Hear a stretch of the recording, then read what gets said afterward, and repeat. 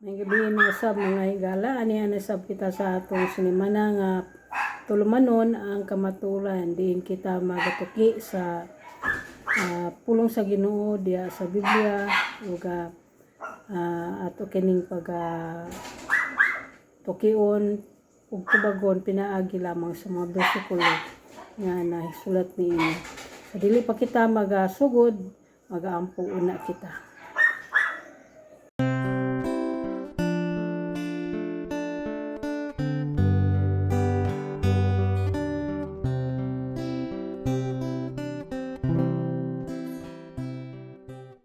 Ang ato pagtuon, ato pagatituluhan ug ang pagkayab sa atong Ginoong Hesukristo diha sa kapanganuran. Ang atong teksto nga basahon mao kini sa Thessalonians chapter 4 verse 16 paingon sa 18 ug aduna usab kitay pagbasahon diha sa libro sa Ezekiel. Okay, atong nahon ang libro sa 1 Thessalonians chapter 4 verse 16 paingon sa 18. For the Lord himself shall descend from heaven with a shout, with the voice of the archangel, and with the trump of God, and the dead in Christ shall rise first. 17. Then we which are alive and remain shall be caught up together with them in the clouds to meet the Lord in the air, and so shall we ever be with the Lord. So sa pagtagbo sa katawhan sa Ginoo diha kang Hesukristo sa kapanganuran nga mukayab, unang mabanhaw kadtong mga nangamatay diha kang Ginoong Hesukristo.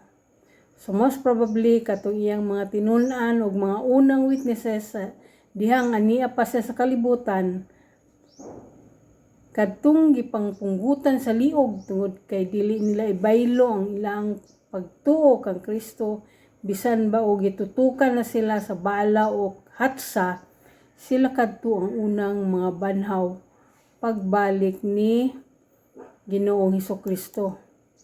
Kung sa sasakyan pa naa sila sa front seat, sila gid ang una nga mo tagbo. Kung sa motorkada pa, naagin na sila sa pinaka-una gyud. Kung ang unang mutagbo sa pagkayab ni Kristo kadtong nakig-uban kaniya, ang kinabag-an usab nga dugay nang nangamatay nga mao ang tibok banay ni Israel, nga maoy gilukat ni Kristo sa iyang hamiling dugo, mutabo usab kaniya kay sila man ang mabanhaw usab.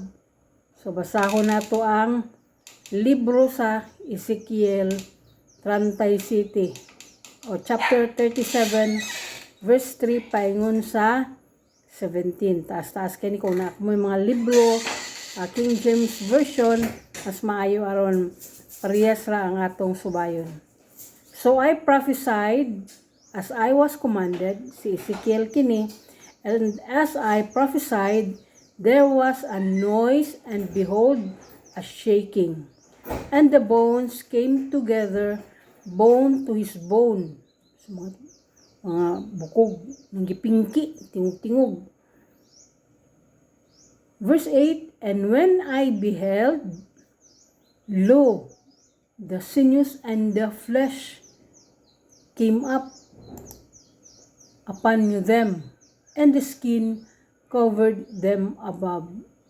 So nangapurma ang mga bukog. So kini siya dili man ni siya basta-basta lang maingon inani kung walay heavenly nga pag-intervene niini. Walay Ginoo nga naghimo niini tungod kay mutultol bugod urod ng mga bukog sa iyang kaugalingong bukog nga musumpay. So, kuan gikan siya, gahom sa Ginoo. And the skin covered them above. But there was no breath in them. Ito, ni kuan lang. Ni purma lang siya, apan walay ginhawa. Verse 9, then said he unto me, prophesy unto the wind, prophesy, son of man, and say to the wind, Thus saith the Lord God, Come from the four winds, O breathe, and breathe upon this slain, that they may live. So gimanduan sa Ginoo ang hangin. Ali kamo nga mga hangin, kamo nga aniya sa upat ka corner. Hala ali kamo ug tagain ninyo, bugahin ninyo og hangin kining dugay nang nangamatay. O kang Ginoo iya man ng manduan. Kaysa pagkahimo sa atong kalibutan, pinaagira man na sa iyang pulong. So kiniira gyapong mando iyang pulong. Verse 10, So I prophesied as he commanded me, and the breath came into them, and they lived. So nangabuhi sila, and stood up upon their feet, an exceeding great army. Gilaliman ka, sukad pa sa unang panahon, sa panahon ni Abraham. Kaya ang saad nagsugod manggid sa panahon ni Abraham, no? Bisa silang Moses. Tanan, gikan dito sa panahon, sa kakaraanan. Tanan to sila mga buhi. So exceeding great army gayud, kay laliman kag pila kadaghan. So nangabuhi sila. So dili ni siya ingon nga storytelling nga walay basihanan, because ang Ginoo man mo'y nag-ingon. So ang hangin misulod ngadto sa namalik na nga panlawas sa dugoy ng nangamatay nga mga tao. Misulod ngadto sa ilang mga ilong tanan ug nangabuhi sila. And stood up upon their feet, ni tindog an exceeding great army. Verse 11, Then he said unto me, Son of man, these bones are the whole house of Israel. Tanang kaliwatan ni Israel. So, unsa man ang kaliwat ni Israel? Ato na siyang hisgutan unya. Behold, they say, Our bones are dried, and our hope is lost. We are cut off for our parts. So sila mismo, aware sila sa dihang, kay ang ilang na mabalik gid siguro ang ilang memory, no? Kaya ano nakaingon man sila nga wala na sila, na cut off sila, wala na sila pag-asa. So naapagid ang memory na nga uli gyud nga sila ni violate sila, ni supak sila sa kabubuton sa Ginoo. Kay wala na daw sila pag-asa, kay cut off sila, kay grabe biya kay to sa una ang pagkuan sa Ginoo sa ila. Nga i-cut off ka kung dili ka mo mutuman sa mando sa Ginoo. Dili ka mo mutuman sa iyang giingon nga remember the Sabbath to keep it holy. Mo kini siya ang sign nga ikaw ako. Mo kini siya ang sign nga ikaw nga ako nakihatag og pakigsaad kanimo. Kung wala ka na cut off ka, sulo na sayod sila sa dugay ng panahon, na restore gyapon ang ilang memory nga na cut off ray sila, disconnected, nawala na ilang pag-asa. So mabuhi gayud sila nga dugay nang nangamatay. So apil na si King David ani o King Saul nga makita na gid nato kung unsa ang itsura nila, kay makita nato sa mga salida, mga gwapo man kaayo ang dala sa ila ga portrait. So unsa ka ilang mga naong, no? So conscious ang mga tao, especially katong sa panahon na sa Holocaust, 6 million Jews. Kanang 6 million Jews kana from the tribe of Judah pa lang na. Amo na yung exceeding great army. So grabe kadaghan kada siguro, no? So conscious sila sa ilang pagkamasalaypon. Kay miingon man sila nga our hope is lost. Abi gyud nila ug didto ra gyud sila kutob or taman ra gyud sila sa lubnganan. So verse 12 sa Ezekiel chapter 11, Therefore prophesy and say unto them, Thus saith the Lord God, Behold, O my people, I will open your graves and cause you to come out of your graves and bring you into the land of Israel. And you shall know that I am the Lord when I have opened your graves, O my people, and brought you out of your graves. Verse 14, and shall put my spirit in you, and you shall live, and I shall place you in your own land. Mao man ni siya ang saad sa Ginoo kang Abraham, Isaac ug Jacob. Nga ihatag niya ang yutang saad. So sa katapusang mga adlaw, sa atong terminology nga rapture, muni siya ang mahitabo nga ilisan na sa incorruptible body ang lawas sa tao nga iya sa Ginoo. So ingon siya dinhi sa iyang katawhan Israel, the whole house of Israel, iyang iuli or iyang ihatag ang iyang spirit. So bot pasabot limpyuhan niya.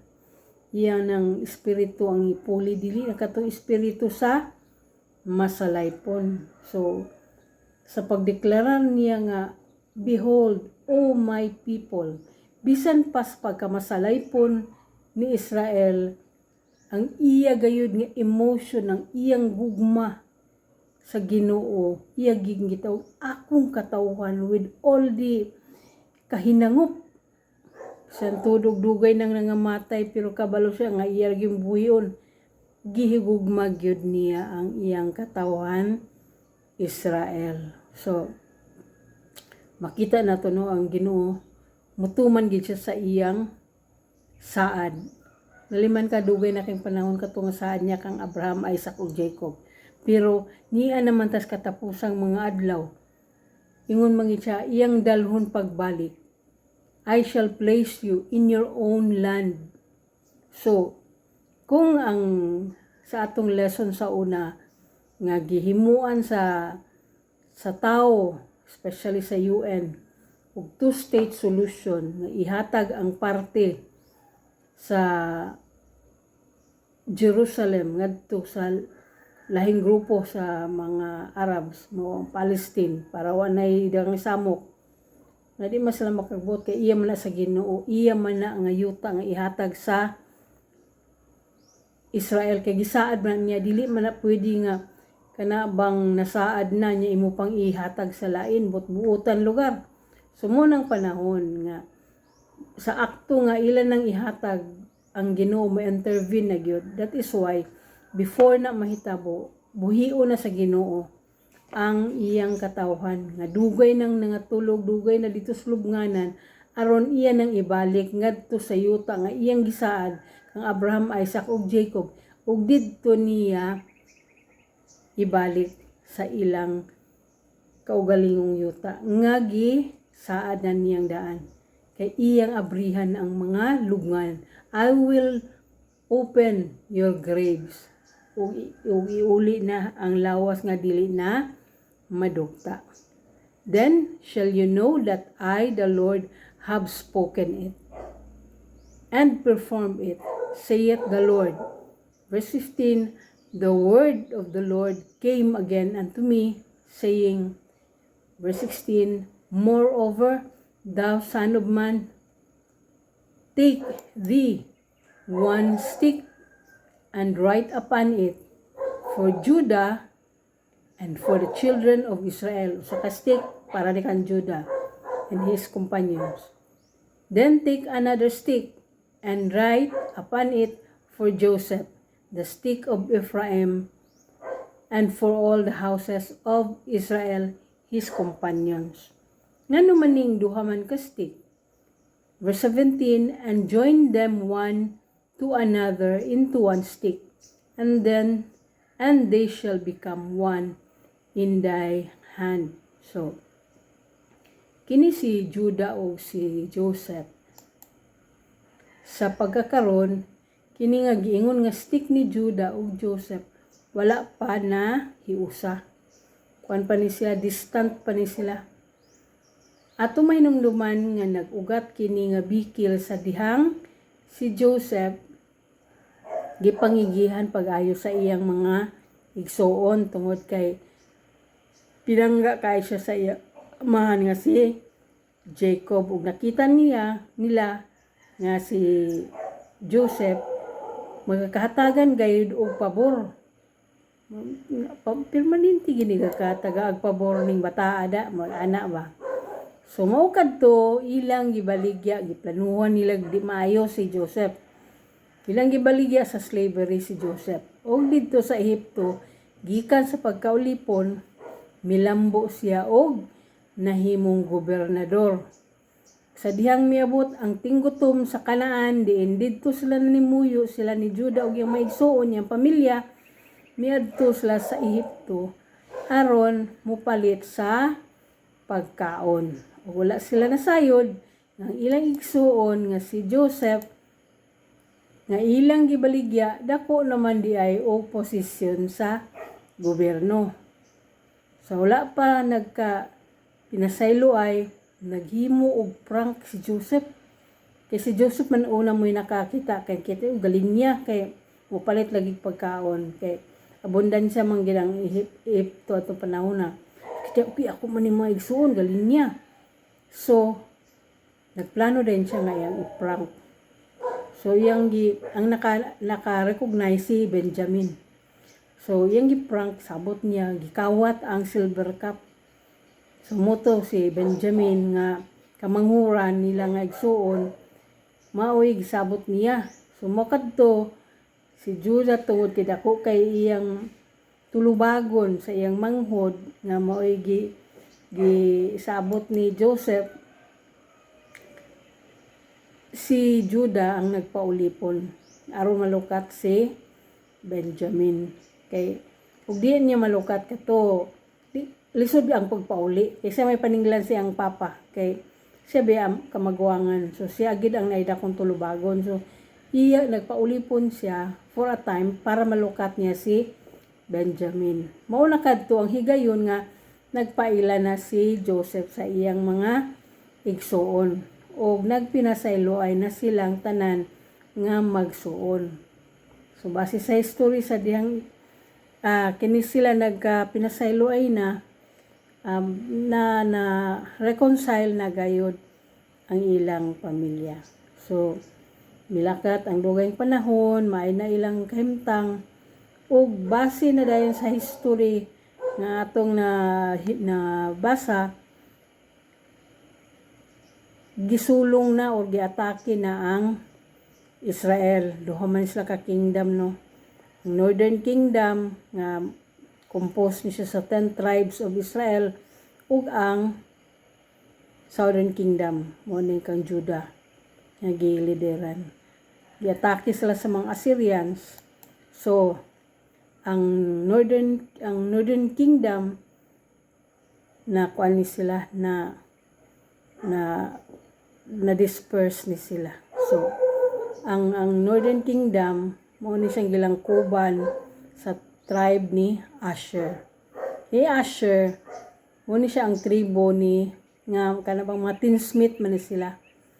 So maayo ni sila maghimo kanabang mga kanabitong mahitang mga teens may ni sila sa mga inani nga kadaghanan sa ila nasa sa Tunisia. Na ako'y documentary gid ani sa archaeologist nga si Simka Yakubovich, nasla kadaghanan sa Tunisia sila nga tribe ni Asher.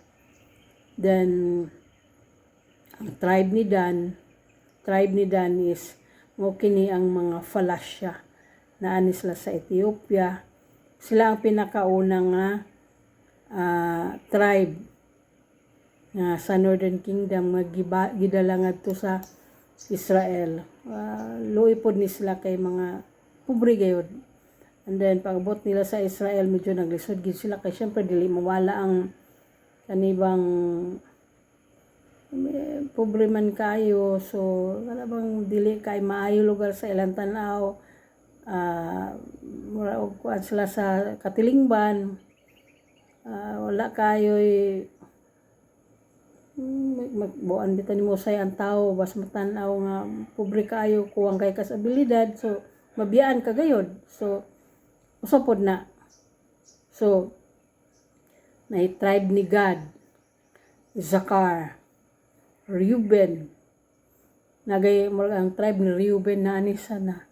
Basta apil ni siya nga naay mga tribe ani nga naapay gapataas og bungo kay murag naay mga salin-salin sa tribe ni Samson tung nagpataas og buhok na agyapon ni sila. Simeon, Zebulon, Manase. Ni tribe ni Manase isog kay ni nasla sa India, sa Burma, India dia. Na ni sila nga tribe isog kay ni sila mga tribe ni Manase. Kada adlaw na grabe gini sila kanang mga murag so, kung sa kuan pa murag tawag sila mga rebelde sab siguro kay mga maisog man gayud. So naapod ang tribe ni Ephraim. So mo silang napulo. Actually si Joseph ang iya mga anak ang gi-mention daan ni tribe ni kuan si Ephraim og si Manase mo ni anak ni kuan ni Joseph. Oo. So nagkabulag-bulag kini sila sa lain-laing mga nasod. So muni siya napulo ka tribe dito sila nakapaingon. Kuan kayo kana bang nidako sila sa kaning kalisod. Kuan gyud nakita nimo la sitwasyon. Pero nasad sila panahon nga sila ang nagdumala ana usa ka lugar. Kita dito ilang mga gamit bisan sa China na gyapon nga kana mga China nga mga Chinese nga Jew na agyod. Ingon mga isla nga we are not Chinese, we are Jews. Bisan pag ilang mga nawong mga Chinese gayod pero pakita mo gid lang mga passport nga Jew man gyud. Unang ilang mga practices Jewish man gyud. And then sa ulang panahon attend gid sila og synagogue pero hantod nga pagkuan wa na sila mo survive kaya nangawala na po ang ilang mga synagogue, wa na rabay. So, naagi sila, nag-exist gid sila. So, sa karon wala pa gid ni sila nagkahiusa. Pero, padayon gid sila sa ilang gituhuan. Padayon gid sila nagkuan sa Ginoo, nagasimba. Wala gid sila nibiya sa pagsimba sa Ginoo sa iyang adlaw ipapahulay. Mo ganing makuan ni mga wonder, no? Isag nangalimot na ang ilang katigulangan mo naguna. Sila nga mga sumusunod bisan tuog naas ka pobrehon. Padayon gid sila nga nagsimba sa Ginoo sa according sa iyang mando. So ang grupo na sab ni Judah, kay ang stick ni Judah mo man siyang sa Southern Kingdom. So ang grupo ni Judah mo ni siyang sa Southern Kingdom. Gilang kuba ni Judah. So dinhi nagikan ang tribo sa mga Hudyo. Kay dili man tanan nga tribe pwede nimo sa tawgon nga Hudyo. Tribe ra gid ni Judah. Munang dili mo ingon gina sila nga we are not Jews. We are Israelites. So si Judah ra gyud nga mga Hudyo mo'y magpatawag og Jew. So dinhi gikan ang tribo sa mga Hudyo. Dinhi isab ang tribo ni nga kagikan ni Lord Jesus Christ.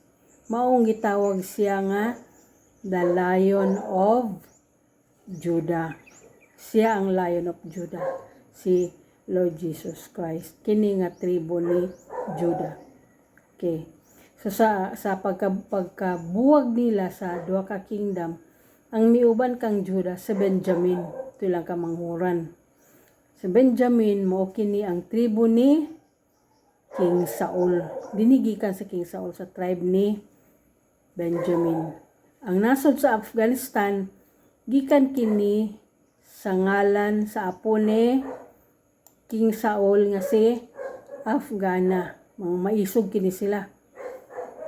Sila ang nagabantay sa Khyber Pass. Madumduman na ito ang Khyber Pass.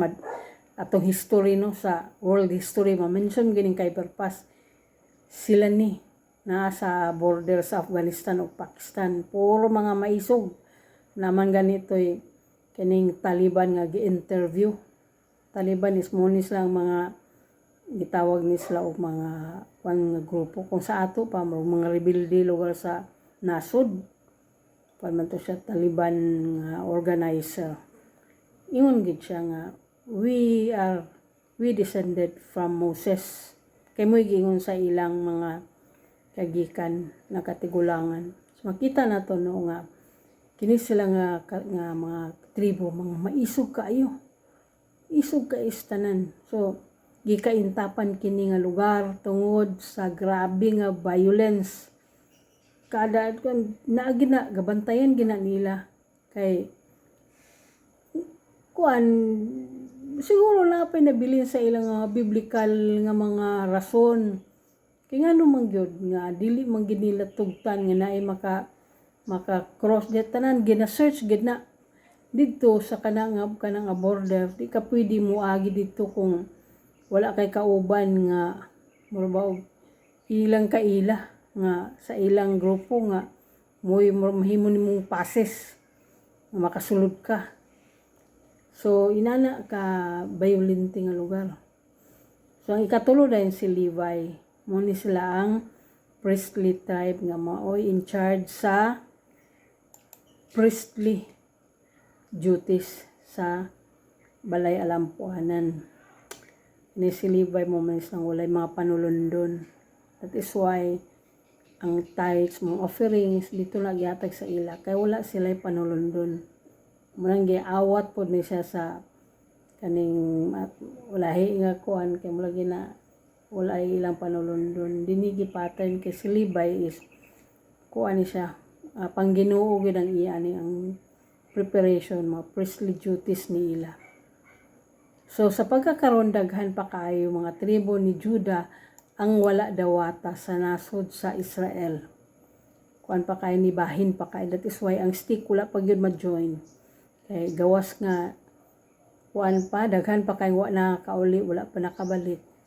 Mismo ang mga Jews wala pa gid sila nagkahiusa. Kay daghan mga Jews sa Amerika dili ka basta-basta makabalik sa Israel bisan pag 100% Jew ka diya. Moagi ka guys, lungag sa dagom diya, makapasar ka silang requirement. Sa una, ang requirement, grabe kaayo ka stricto. Family tree, DNA, customs and traditions, inyong actual practices, nag-attend ka bag sa synagogue, nakabay rabay nga mo vote sa imo dagan. Katapos, naadayon kay pirmahan. Kung Christian ka, dala kay pirmahan nga affidavit na imo ginarenounce si Jesus Christ. Mulang kayo ko, ay, ngano man lugar kang mga mo kang inana. So, mahulat ka kang Lord Jesus nga mo kuha kanimo kay kuan mga i-renounce man nimo nga kanang kuan man siya man ang hinungdan sa atong kaluwasan nga i-renounce na Hinoon. So, bisan sila mga Hudiyo, naglisod gid sila tungod sa daghang requirements. So pagabot dito, kinanglan ka pag kwarta nga mo survive ka dito, daghan kaayo. Wala gid ang uban nga ka nakabalik. So, grabe ka kuti. Nanglan doon na gayoy mga kanabang mo garantiya sa imo nga mo kanang kuan ka na imo nga pakikita kag usa ka rabay nga diha ga tuon ka dagan kayo. So daghan na nga discourage. So kuan kayo siya kanabang sa bag-o nga panghitabo dili na kaayo siya grabe ka kuti kay kuan ang sa una man god muagi ka sa Beit Din mo na siya rabbinical court korte sa mga rabay sila gid na ang grabe nga kuan mo screen sa imong papilis mga rabay mo mohatag recommendation muna karon nag-roll out ang judicial court nga muni ilang requirement ang gitawag man na nila ang ilang judicial court og Sanhedrin. So bag-o ni siya gipagawas nga kuan balaod. Ang ilang korte na ang mo approve. So daghan karon ilang giikuan. Daghan sila o nani na nga approve. Paspas ang ilang processing. So daghan na sad gipangganahan nga makabalik sila dito tungod kay bisan tuod og nakita nimo nga giayo-ayo og makmak ang Israel silang mga kalaban. Bisag unsaon, Israel is the safest place gihapon sa tibuok kalibutan tungod kay iya man ni sa Ginoo. So unsaon pa ni siya kuan, so unsaon pa ni siya og kuan sa mga kaaway di man gyud pildi. Ako na maging ko'y amigo nga Israeli. Magsigyon niya nag chat niyo, text, mga update niya sa mga kuan. Grabe sila ka-accurate gid mo tiro sa ilang mga kuan. Sulti na sa ako nga unsa ilang. So lately ngun siya ang kaning issue nila sa Iran, dili gini sila ligaspaka lagi kuno. Kay kung dili gid kuno ang Iran mo kuan, mugi ko ni sinugdanan sa World War III. Kung ang Iran di gud mo padayon gid siya pagkuan. So mantay mahimo kay go mga minaw unsay ilang mga kuan. So muni karon nga kana bang ang kagubot ang kini atong kadunggan una ni siya ang mga tilimadon nga doon na gid kayo kita sa katapusang mga adlaw. Gani bag-ulang gid kaayo wala pa semana. Kaya ako nagil ko direct access sa akong mga ako'y amiga nga una kanang giban na siya karon sa na mga forum tungod kay kuan mo gud ni siya kanang di niya ga-believe kan Jesus Christ. Amiga mi pero si Netanyahu, Prime Minister Netanyahu manggod lining gini siya kang Christ gini siya. Di lang kay nila ipaklaro pero kana bang protector ni siya sa mga Christian sa kuan Jerusalem dito sa Israel. So kana bang makita nimo nga kuan na gyud kanang ang panghitabo karon mura og leading na gid siya kay sa akong bag-ong nabasahan nga balita wa pa semana si President Trump na siya gihimo nga faith office, white faith office ang nagdala sa anang opisina, white apelido, faith office. So bag-uhay lang nagsulat ang Israel, ang grupo sa mga rabbi. So sulat sila nga i-appeal ni siya. Ang title sa ilang gipropose is dapat na International Divine Court. International Divine Court. So naigibutang nila dito nga muni basihan. So dili man ang ilang gibasihan is Noahide laws. Katong kang Noah, 7 laws of Noah. So matingala ka no. So research ko, mga conspiracy ko, baan mo sabtani kay Noahide law is ilang tuyo is to unite naray usa ka sani it applies to all. Muslim ka man, Christian ka man, tanan it applies to all. So ang nag-author ani mga rabbi. So mo lihok na sa di mo pagka conspiracy theorist ani. So pero dili man ni angay nato pag sumarang ako ga-monitor ko kay subakay development ng sugot si Trump nga himuon to siyang International Divine Court, ibutang na siya nga code. Medyo maklaro na nimo lagi gid ang diretso niya. Si Trump grabe na kay eager na kay siya nga construct na ang third temple. Dayon nanay coin dito nga ang mga Chinese kuno grabe nang pamalit kay nang naghimo day sila og coin nga ang face sa coin is naong ni Trump, ang luyo is image ni King Cyrus.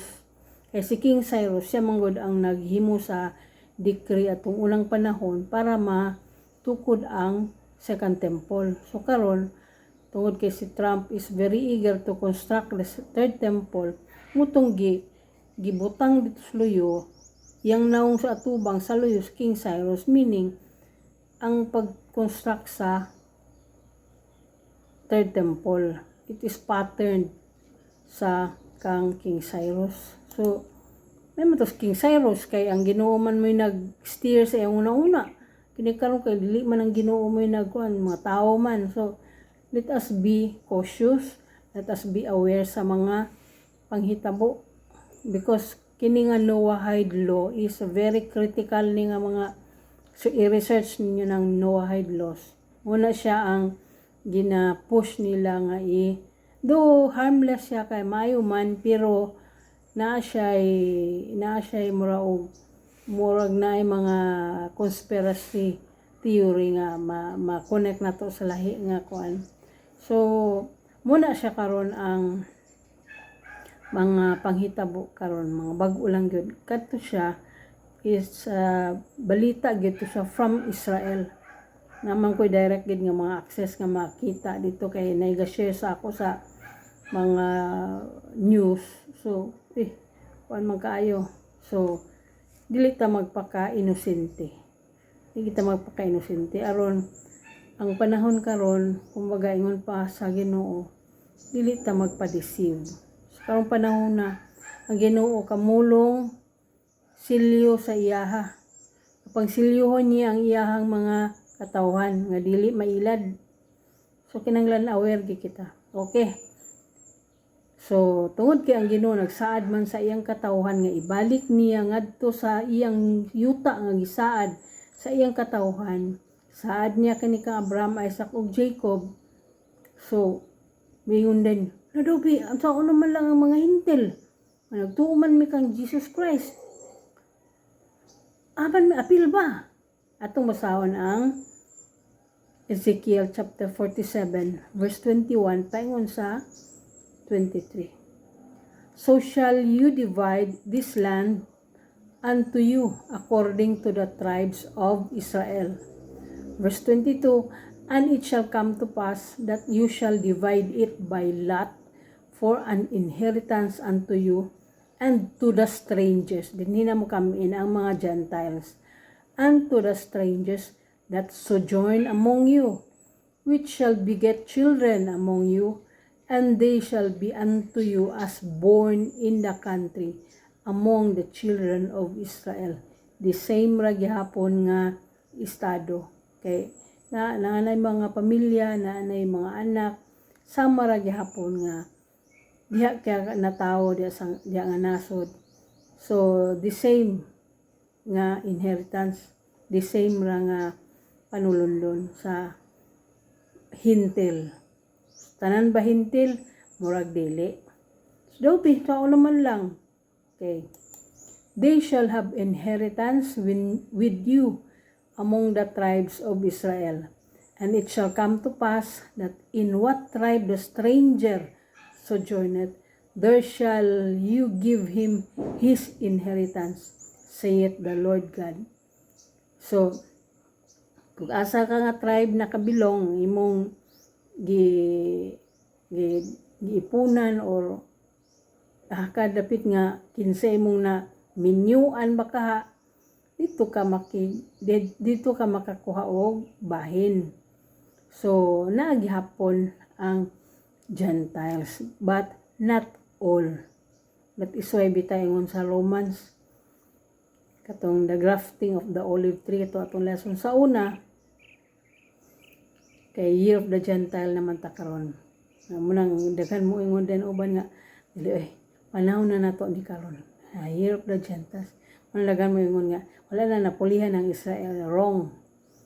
Bot pasabot nga karon ang panahon sa mga Gentiles until the full number of Gentiles that will be grafted into the olive tree.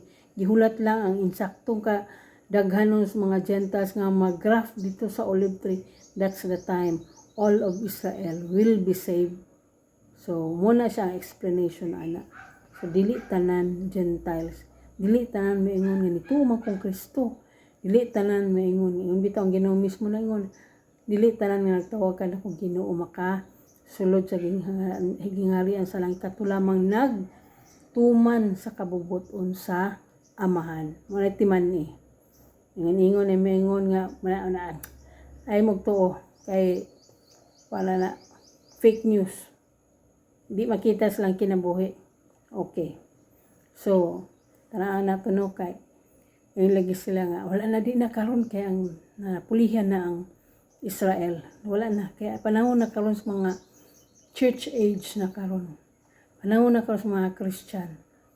Matinuod man pero ang katawan sa Ginoo wala na pulihan. Basahon naton Jeremiah chapter 3 verse 14 paingon sa 15. Tumasahon no. Ingon ang Ginoo. Turn, O backsliding children, saith the Lord, for I am married unto you. Sabot pa sabot, nakasal na. For I am married unto you, and I will take you one of a city, and two of a family, and I will bring you to Zion. Verse 15, and I will give you pastors according to mine heart, which shall feed you with knowledge and understanding. Klaro kaayo. I will give you pastors according to mine heart. Ingon ang Ginoo. So, di bot pasabot nga kana bang gitawag ka nga pastor. Ang Ginoo na mo'y nagkuan nimo. Di bot pasabot nga pag unsa kabaga na imong credentials dia sa kabaga na imong nangahuman dia sa pana nga mga kurso dia wala ka gitawag sa Ginoo, wala ka gipili sa Ginoo nga ibutang dia. Useless. Itiskig na imong liog dia os pagpanghinambog. Tungod kay nahuman ko ani nga kurso. Kuan ako. Qualified na ko. Ay, layo ra kay na sa ako. Nanglan mugin ninyo kung kay ako human ako ani. Dili gyapon. Kaya kung ang Ginoo wala nagpili sa imo, dili gyud ka mahimong epektibo. Pero kung ang Ginoo mo nagpili sa imo, ang Ginoo maoy mo bubo kanimo sa tanang kahibalo ug pagpanabot sa iyang pulong.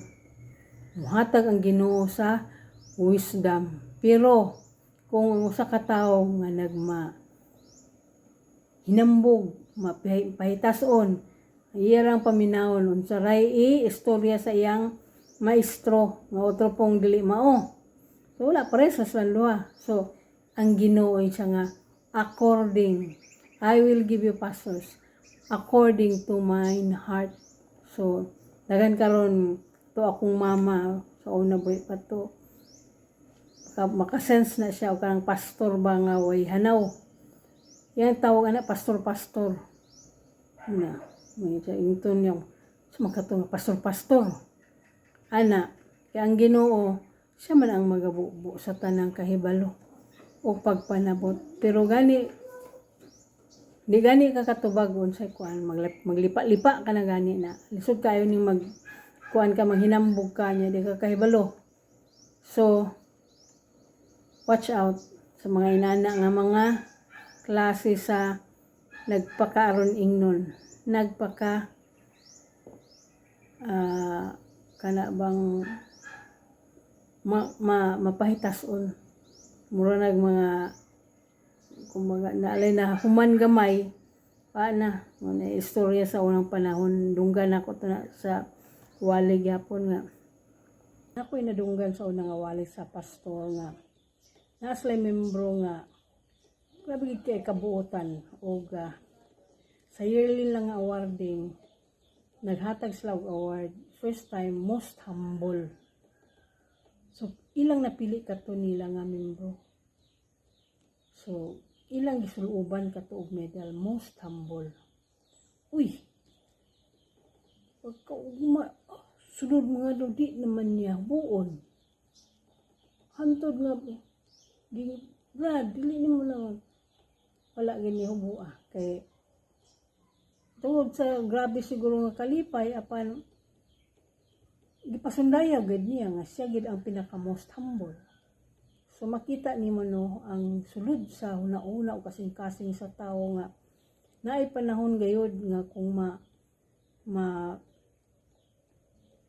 makita niya nga muraog ang tao niya na magdibilib sa iyang abilidad or ni nakita nga nakaangkon siya ni iyan ay ipasundayag without humility na noon. So daghan ka na nga mga kuan naay mga inana nga mga tao nga bang ambot nga kuratan makaha patabalo or sadyang inana ginang kinaiya nga mga mapahitason kay tanaw nila nga oy mas labaw na kuan niya kinahanglan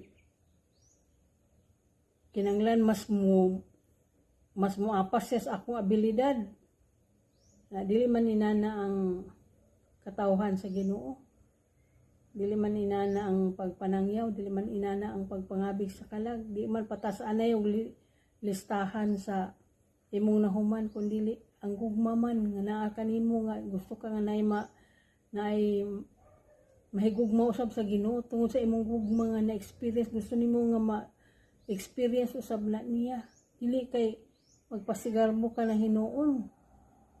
So muna siya mga igsoon no tong bantayan ng atong kasing-kasing tungod kay mismo ang Ginoo mauna gayud ang nagapili. So kung iboluntaryo nimo kaugalingon makita nimo nga mas taas pa ko niya kini siya wa man ni o ay nahuman ni kini siya ni paningon ng Ginoo siya ang nagapili. So padayon tayo Ezekiel chapter 34 verse 23 pa sa 26. And I will set up one shepherd over them, and he shall feed them, even my servant David. He shall feed them, and he shall be their shepherd, and I, the Lord, will be their God.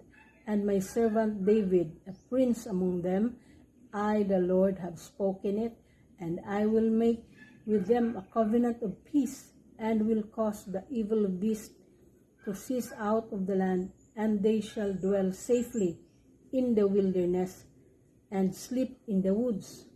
Verse 26, and I will make them and the places round about my hill a blessing, and I will cause the shower to come down in his season. There shall be showers of blessing. Ulong ka na siya gikan sa Ginoo.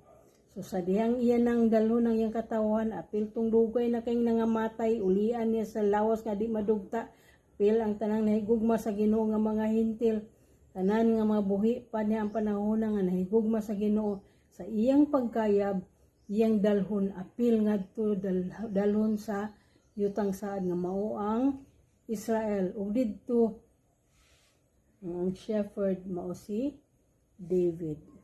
Kita na nato si David. Kay pamulong man siya sa Ginoo. And then, abi na ko, dito na sa langit. Wala pa. Dili pa na dito sa langit. Kay ibubo pa gani ang pito kapanaksan sa kapungot. Dili man ta ipaapil sa Ginoo sa pito kapanaksan sa kapungot. So didto kita i-feed sa Ginoo sa Israel. Ug didto there shall be showers of blessing. So inig kahuman ni ana nga mga panahon isa pa dahil ang 1,000 years of reign sa Ginoo. Muna mga igsoon. So, sayop ka ng paingon, pag rapture, pag sakgaw dito sa langit, wala pa. Kaya na pa'y seven bowls of God's wrath.